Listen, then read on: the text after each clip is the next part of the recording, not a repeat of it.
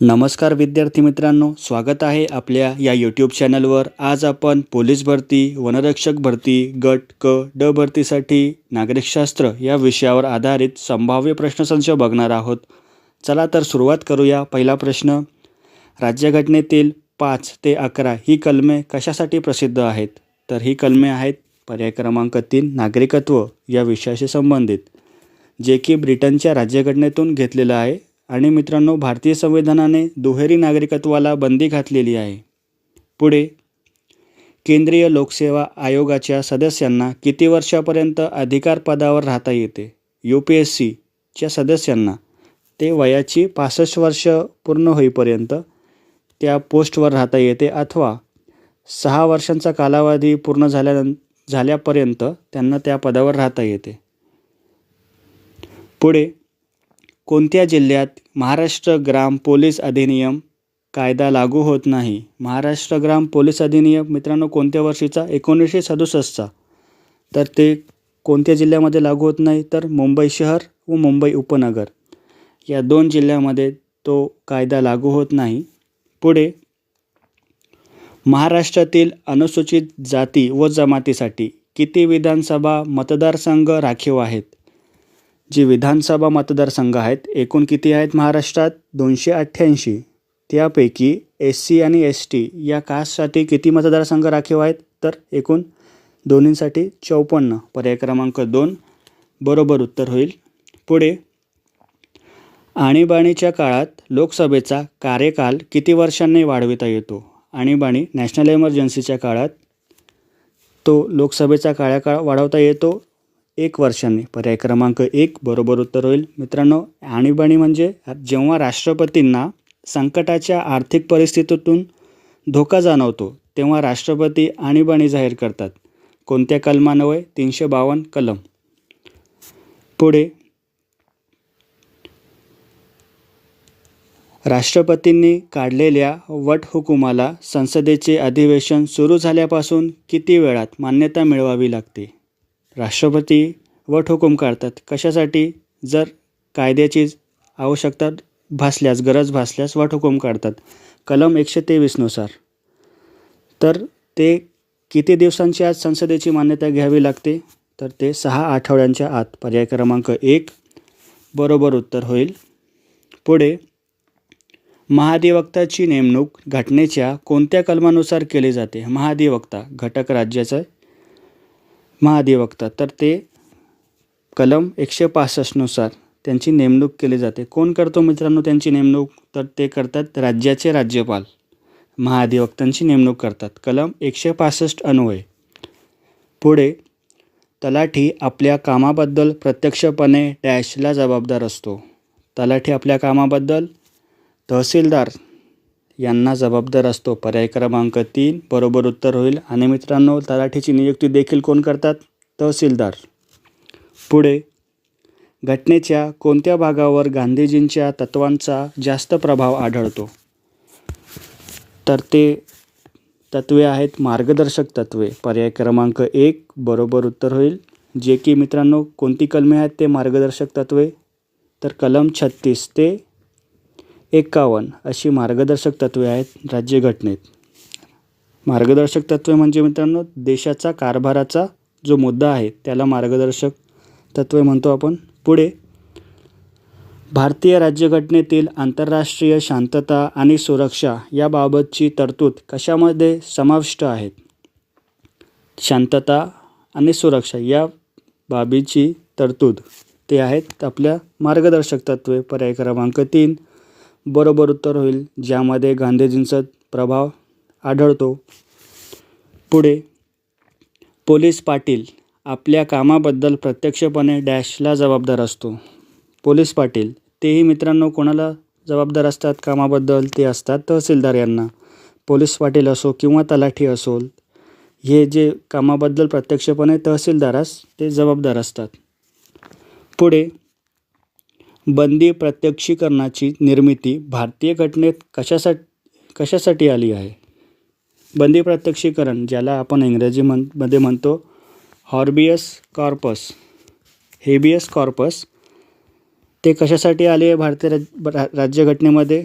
तर ते आलेलं आहे मूलभूत अधिकारांचे संरक्षण करण्यासाठी. पर्याय क्रमांक 2 बरोबर उत्तर होईल. मित्रांनो, बंदी प्रत्यक्षीकरण म्हणजे एक कायदा आहे, तो बेकायदेशीर अटकेविरुद्धचा कायदा आहे तो बंदी प्रत्यक्षीकरण.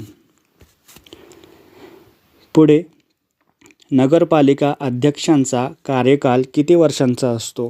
नगरपालिका अध्यक्ष त्यांचा कार्यकाळ असतो 5 वर्षांचा. पर्याय क्रमांक 2 बरोबर उत्तर होईल. नगरपालिका अध्यक्ष असो किंवा त्यांचे सदस्य असो, त्या सर्वांचा कार्यकाळ हा 5 वर्षांचा असतो. पुढे, पंचायत समितीचे अंदाजपत्रक कोण तयार करतो? पंचायत समितीचे अंदाजपत्रक ते तयार करत असतो गटविकास अधिकारी. पर्याय क्रमांक 3 बरोबर उत्तर होईल. आणि मित्रांनो, अंदाजपत्रक कोण मंजूर करतो त्यांचे? तर ते करतात जिल्हा परिषद. पुढे, खेडेगावात कायदा व सुव्यवस्था राखण्याचे काम कोण करते? खेडेगावामध्ये जे कायदा सुव्यवस्था संबंधीचे जे प्रश्न आहेत, जे व्यवस्था राखण्याचे काम आहेत, ते करतात पोलीस पाटील. पर्याय क्रमांक 2 बरोबर उत्तर होईल. पोलीस पाटील हा पोलीस प्रशासनाला त्याबद्दलची माहिती उपलब्ध करून देतो कायदा व सुव्यवस्था बाबतीत खेडेगावातील. पुढे, भारताच्या राज्यघटनेची निर्मिती करण्यासाठी मसुदा समितीची स्थापना कधी झाली होती? भारतीय संविधान निर्मितीसाठी एक ड्राफ्टिंग कमिटी होती मित्रांनो, मसुदा समिती म्हणतो आपण. तर त्याची स्थापना कधी झाली होती? तर भारत स्वतंत्र झाला त्याच वर्षी, म्हणजे 1947 साली, अर्थात 29 ऑगस्ट 1947. पर्याय क्रमांक 1 बरोबर उत्तर होईल. आणि मित्रांनो, ते स्वीकारलं गेलं 26 नोव्हेंबर 1949 रोजी आणि लागू केलं गेलं 2 महिन्यानंतर, अर्थात 26 जानेवारी 1949 रोजी. पुढे, महाराष्ट्र लोकसेवा आयोगाचे अध्यक्ष व सदस्यांची निवड कोण करतो? MPSCचे अध्यक्ष आणि सदस्य ते करतात राज्यपाल. पर्याय क्रमांक 2 बरोबर उत्तर होईल. आणि मित्रांनो, त्यांचा कार्यकाळ किती असतो MPSCचे अध्यक्ष आणि सदस्यांचा? तर 6 वर्षांचा कार्यकाळ असतो, अथवा 62 वर्षे पूर्ण होईपर्यंत, वयाची 62 वर्षे पूर्ण होईपर्यंत, अथवा 6 वर्षांचा कार्यकाळ पूर्ण होईपर्यंत. पुढे, ग्रामसभेचे अध्यक्षस्थान कोण भूषवितो? ग्रामसभा म्हणजे मित्रांनो, गावातील प्रौढ मतदारांची एक सभा आहे ती ग्रामसभा. तर त्याचे अध्यक्षस्थान जे भूषवितो तो कोण आहे? तो आहे सरपंच. पर्याय क्रमांक 2 बरोबर उत्तर होईल.